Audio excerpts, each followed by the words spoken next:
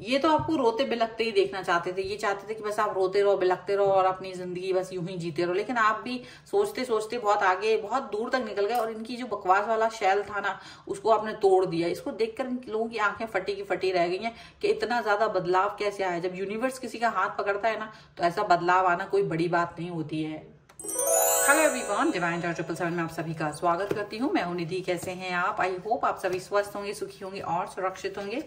आज की जो रीडिंग है वो कलेक्टिव जनरल रीडिंग है, टाइमलेस रीडिंग एंड टॉपिक आपके पर्सन की करंट फीलिंग्स आपको लेकर के क्या है हम यहाँ देखेंगे। आपको रहना है पॉजिटिव, कर देना है वीडियो को लाइक, चैनल को सब्सक्राइब अगर अब तक नहीं किया है। चलो जल्दी जल्दी से देख लेते हैं आपके पर्सन आपके बारे में क्या सोच रहे हैं। Angels, universe and divine please guide करिए मुझे और बताएं जो मेरे व्यूअर्स हैं उनके पर्सन क्या सोच रहे हैं। भाई 2 ऑफ वॉन्ड्स का कार्ड है, 8 of wands, page of coins, 3 of wands, 3 of coins, judgement, okay, knight of swords, 6 of coins, 5 of cups and यहाँ पर है एस ऑफ कॉइन्स का कार्ड। ओके, सबसे पहले अगर हम इनकी राशियों की बात यहाँ करेंगे तो चारों एलिमेंट्स हैं, 12 ही राशियां, सभी राशियों के लोग हैं। यहाँ पर है King of Wands, the Chariot and the Sun का कार्ड है।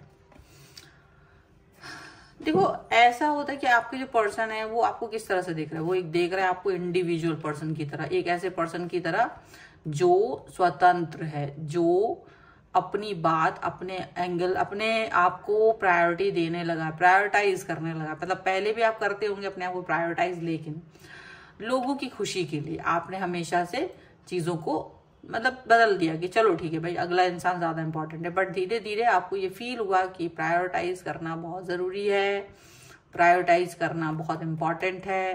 तो आपने अपने आप को प्रायोरिटाइज करना शुरू कर दिया और आप जैसा भी है अपनी मंजिल की तरफ बढ़ रहे हो।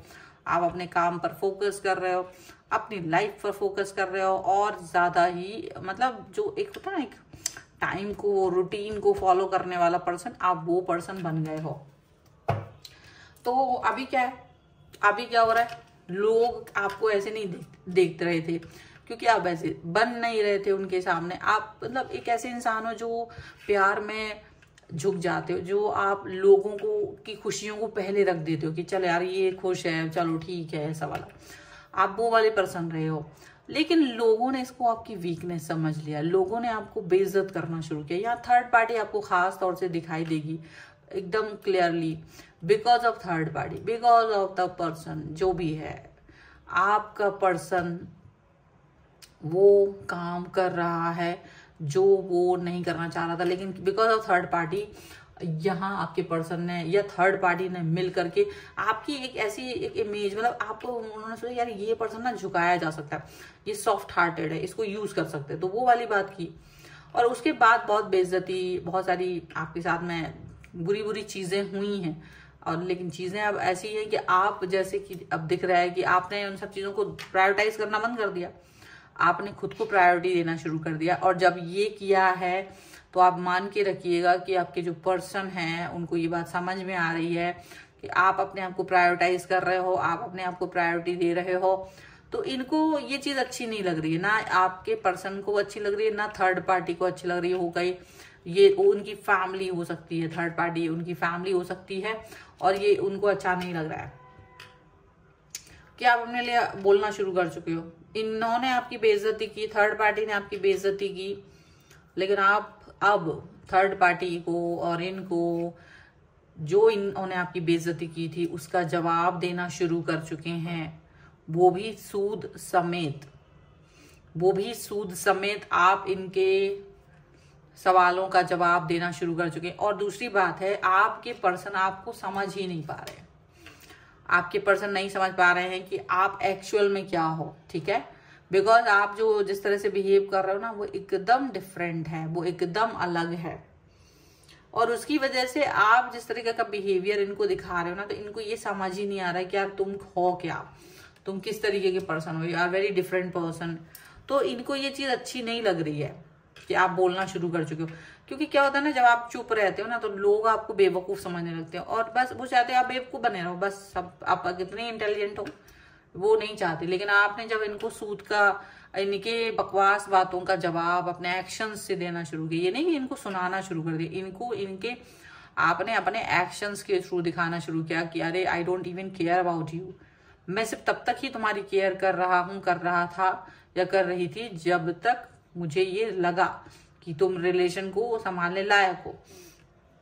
अब तुम्हारे लिए कोई इम्पोर्टेंट नहीं है तो मेरे लिए भी तुम इम्पोर्टेंट नहीं हो।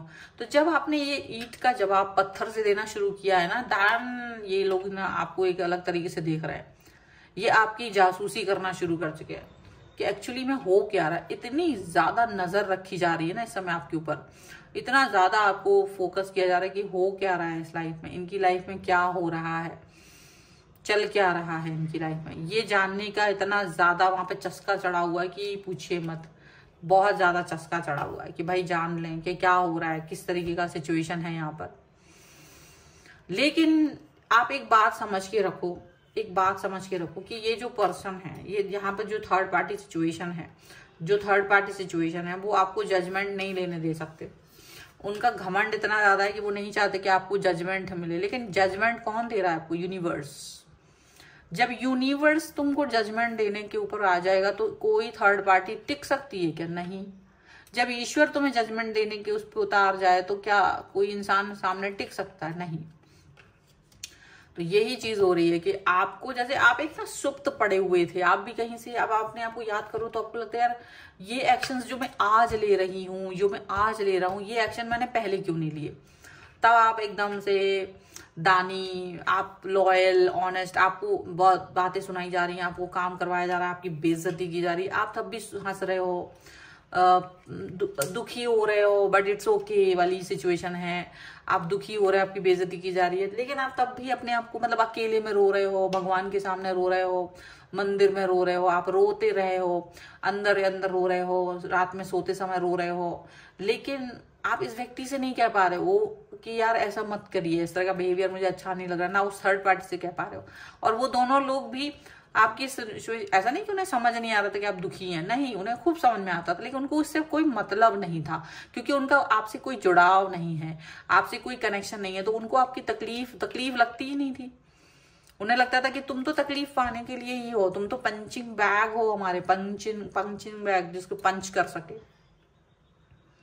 आप सिर्फ काम करने के लिए हो। आप मुस्कुराइए और काम कीजिए, आप मुस्कुराइए और हर चीज को करिए, आप मुस्कुराते रहिए और आप मर जाइए, सीधी सी बात। ये कंट्रोवर्शियल है बट दिस इज ट्रू।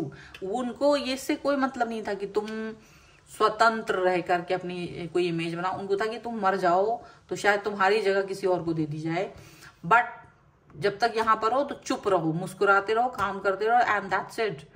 उनको इससे कोई मतलब नहीं था। But the thing is that कि देखो, आप एक छोटा सा आपका लाइफ स्पैन होता है, वो यूं ही उड़ जाता है, टाइम पता ही नहीं चलता। अब आप इसमें यहाँ पर इसके लिए थोड़ी ना आए हो कि कोई इंसान तुमको दबाए, कुचले और आप कुचलते रहो, आप कोई चटनी बन जाओ, आपका चटनी बना के खा जाए, आपको कुछ फर्क नहीं पड़ रहा। यहाँ आपने अपने लिए एक्शन लिया, आपको लगा कि यार ये क्या है, व्हाट इज दिस नॉनसेंस, और आपको अपनी जागृति हुई, आपको लगा कि मैं कहाँ जा रही हूँ, मैं कहाँ जा रहा हूँ।